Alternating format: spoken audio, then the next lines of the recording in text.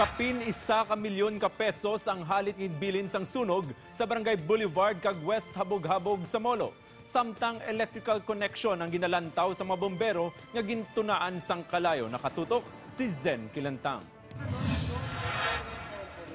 Masobra 1 ka milyon ka pesos ang ginbiling nga halit sang sunog sa Barangay Boulevard kag West Habog-Habog Molo kagabi. Naglabot naman sa 2 ka oras ang pagpalong sang kalayo sa dinggan deklara nga fire out alas 10:18 na sang gabi. Sa investigasyon sang Bureau of Fire Protection, naghalin ang sunog sa pulian ni Rodolfo Benavista. Bangod human sa light materials ang balay madasig ini nga naglapta sa mga panimalay.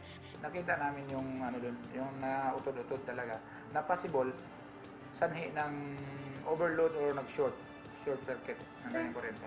Electrical connection ang ginalantaw nga rason nga gintunaan sang kalayo. Majority, mga 70 to 80% ang kuryente.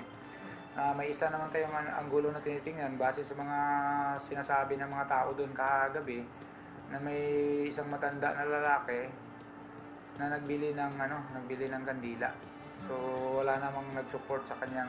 May panugyan naman ng BFP agud malikawan ng insidente. Dapat ganito na yung load mo, dapat bawasan mo, dapat ito na yung wire na advisable sa'yo.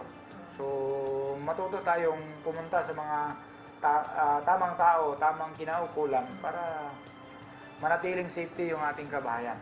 Ako si Zen Kilantang para sa One Western Visayas.